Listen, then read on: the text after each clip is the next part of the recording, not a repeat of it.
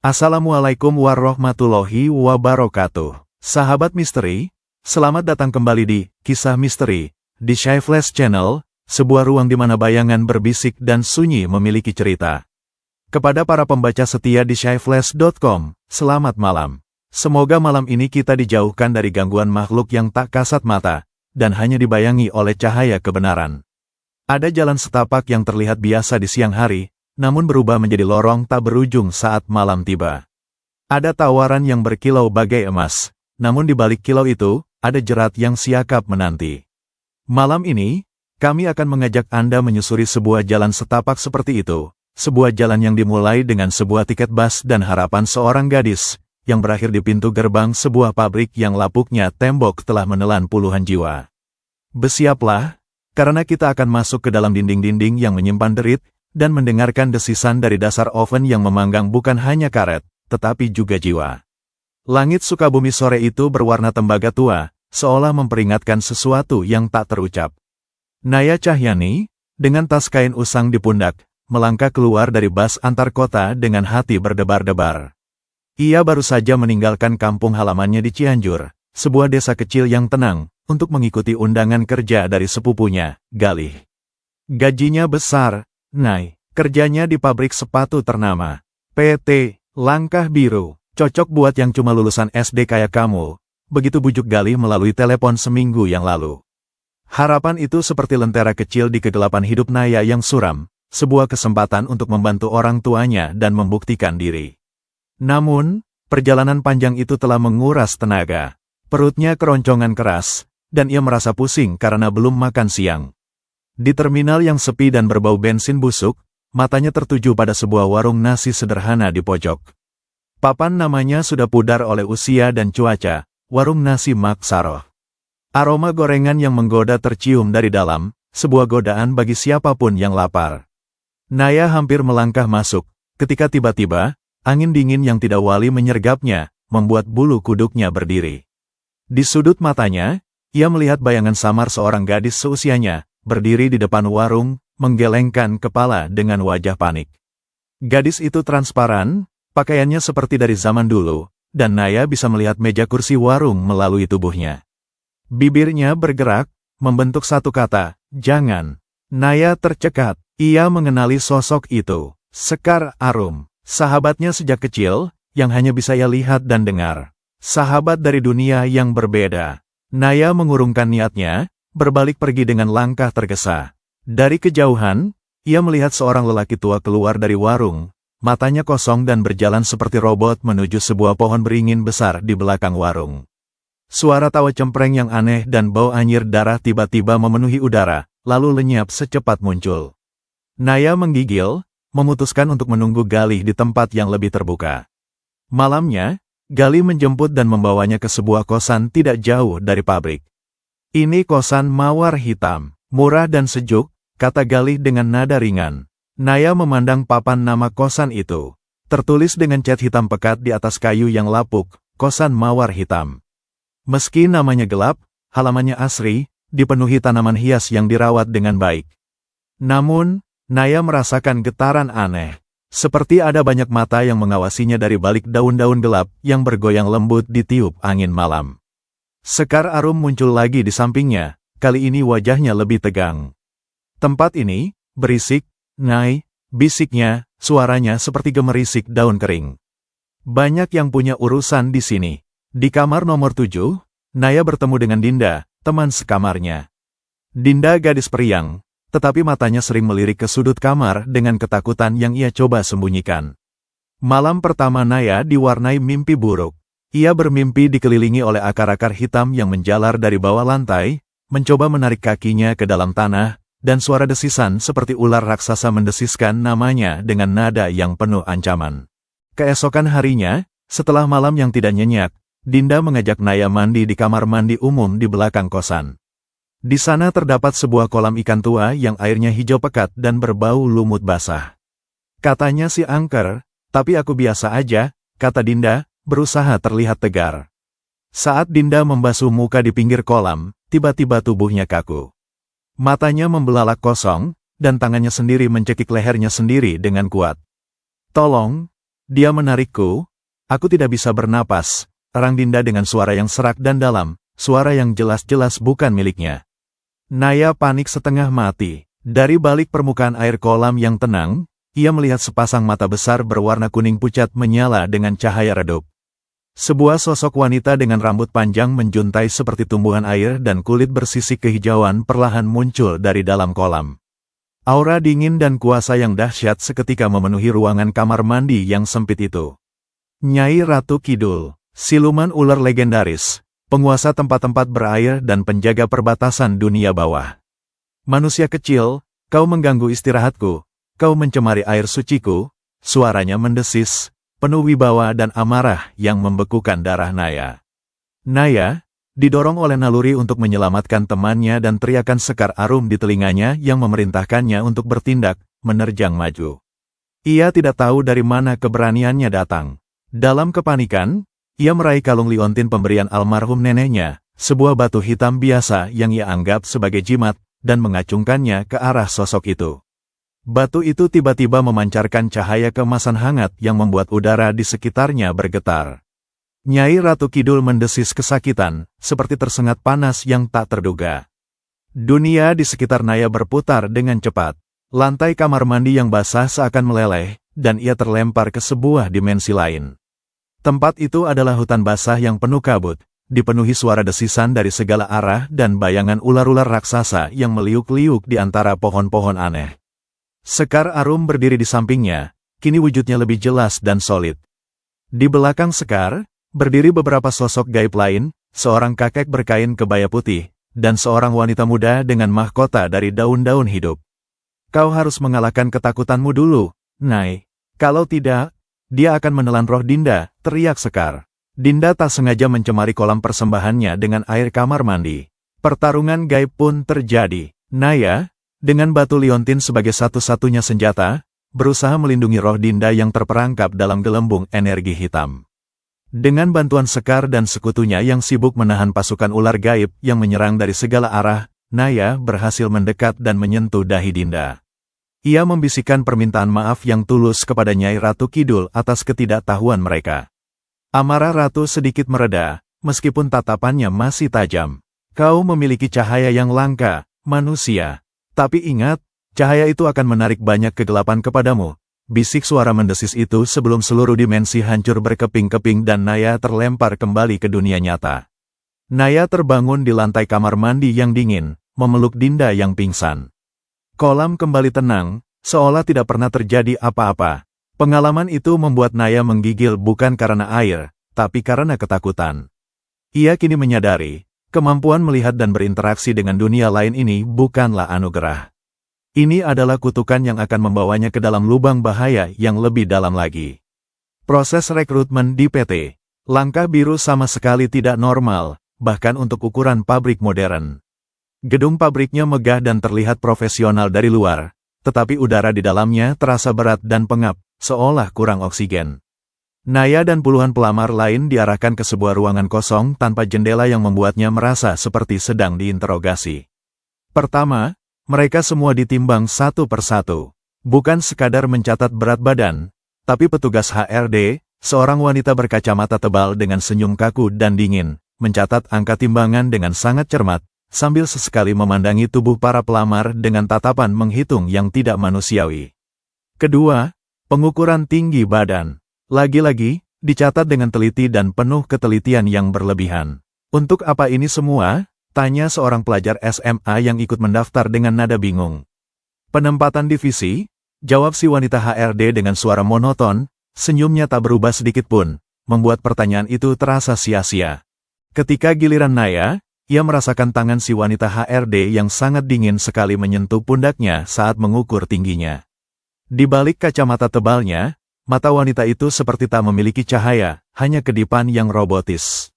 Naya juga melihat, di sudut ruangan yang gelap, ada beberapa bayangan hitam berkerumun, berbentuk aneh-aneh, seolah ikut mengamati dan memilih mangsa mereka.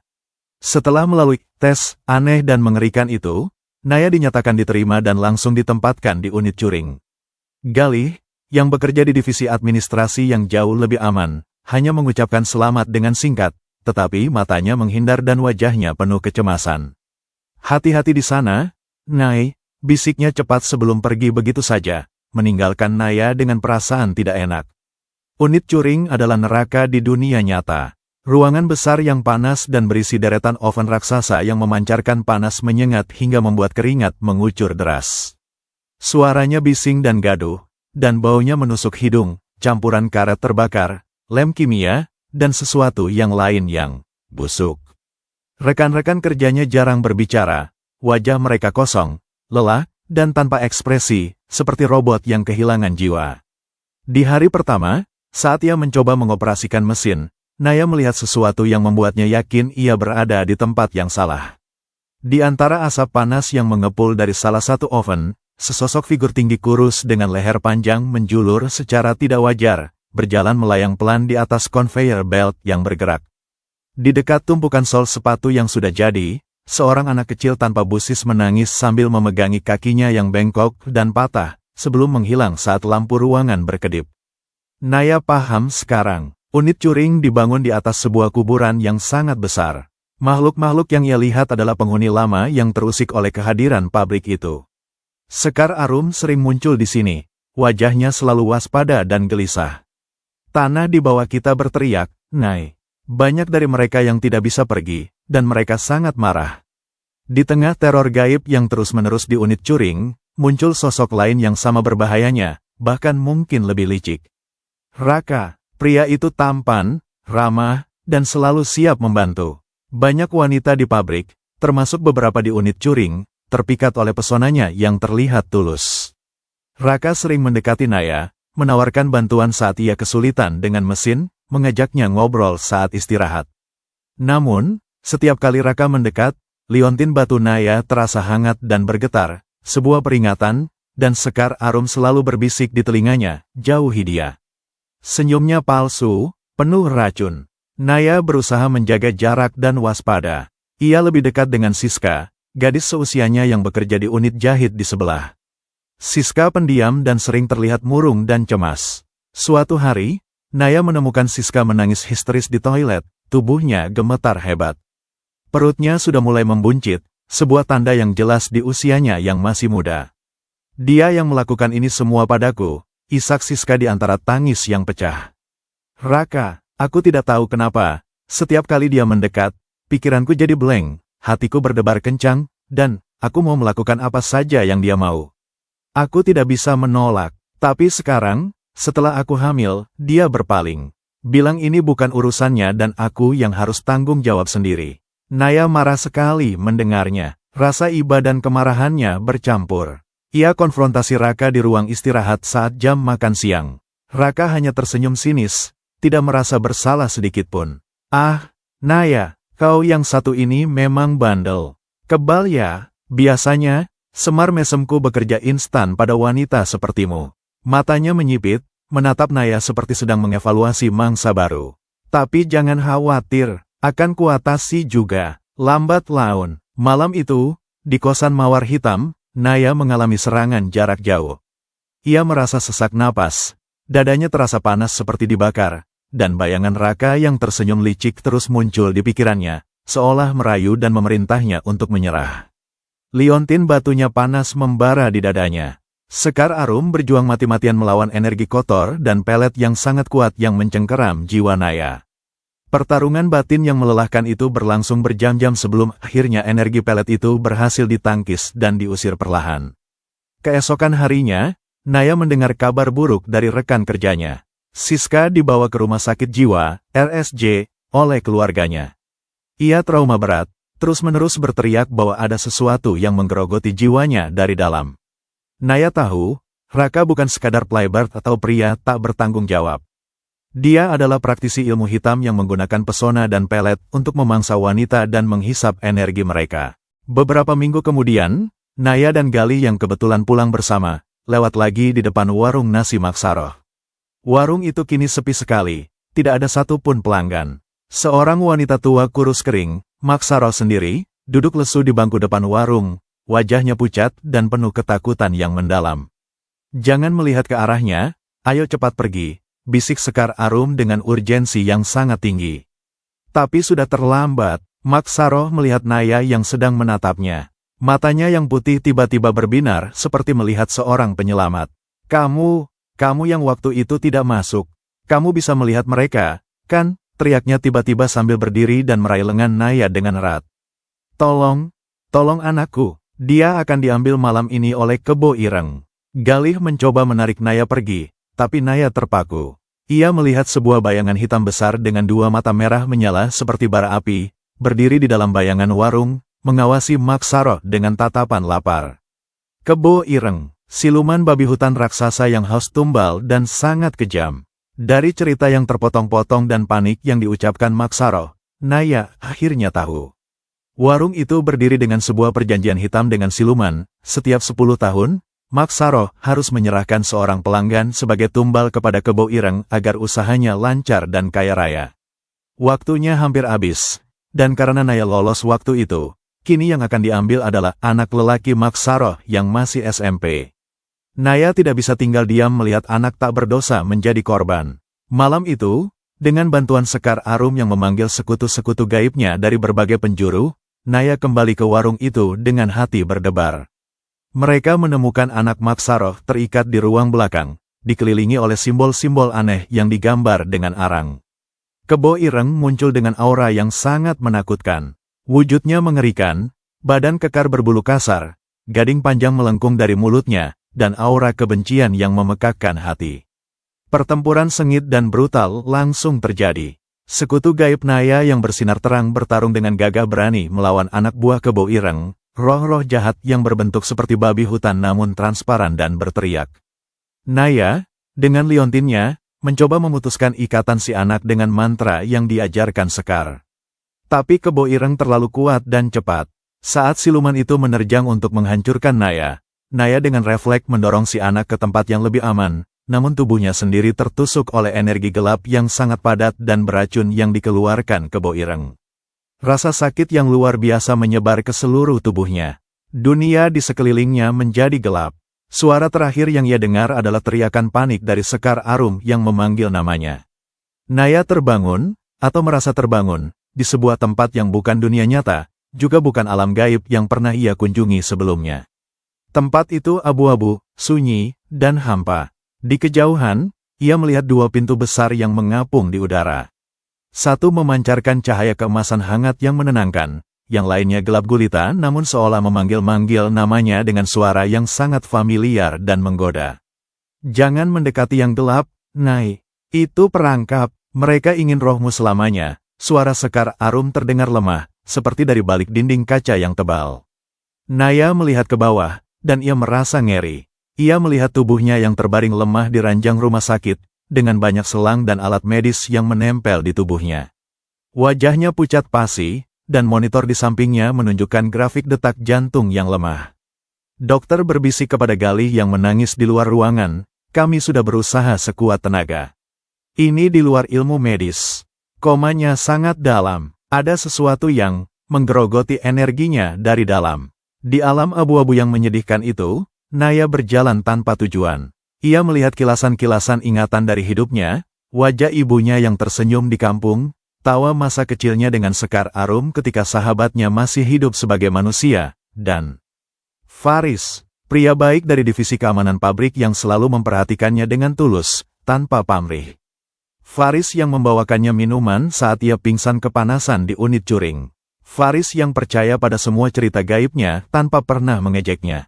Cahayanya semakin redup. Nai. Racun Kebo Ireng bekerja dengan cepat, suara kakek gaib sekutu Sekar terdengar putus asa. Kita harus menyatukan energi kita yang tersisa untuk menariknya kembali, sahut wanita bercemah kota daun dengan suara tegas. Naya merasa ada kekuatan besar yang menariknya. Cahaya keemasan dari liontinnya, yang kini diletakkan di dadanya di ranjang rumah sakit oleh Galih, mulai berdenyut pelan. Energi murni dari Sekar dan sekutunya, ditambah dengan doa tulus dan penuh cinta dari Faris dan Galih di dunia nyata, mengalir seperti sungai kehidupan menuju sukmanya yang hampir putus. Perlahan-lahan, pintu cahaya keemasan itu terbuka lebar, menarik Naya masuk dengan lembut. Ia bangun dari koma dengan sebuah terisak keras. Minggu telah berlalu sejak pertarungan itu. Pemulihan Naya berjalan lambat, baik secara fisik maupun spiritual. Faris lah yang paling setia menemaninya di rumah sakit, dan bahkan setelahnya. Di saat-saat paling gelap dan menyakitkannya, disitulah perasaan mereka tumbuh secara alami. Faris adalah oasis di tengah kehidupan Naya yang penuh teror. Dia adalah bukti nyata bahwa tidak semua yang ada di PT Langkah Biru adalah kegelapan, bahwa masih ada kebaikan dan cahaya di tempat yang paling gelap sekalipun. Dia adalah pelindungnya, namun, langit tak selalu cerah, dan takdir sering kali kejam. Suatu sore, Faris datang ke kosan Naya dengan wajah yang hancur dan penuh kesedihan. Ibunya, satu-satunya keluarga yang ia miliki di dunia ini, terkena stroke berat dan kritis di rumah sakit. Di ranjang rumah sakit, ibunya memegang tangan Faris dengan sisa tenaga yang ada. "Anakku, ibu mau melihat kau menikah, sebelum ibu pergi. Dengan anak Pak Lurah. Dia sudah menyetujui. Kau akan melakukannya untuk ibu, kan?" Faris terpukul mendengar permintaan itu. Ia mencoba menolak dengan lembut, menjelaskan tentang Naya, tapi ibunya semakin sesak napas dan menangis. Ini adalah permintaan terakhir seorang ibu yang sekarat. Sebuah dilema yang sangat menghancurkan hati.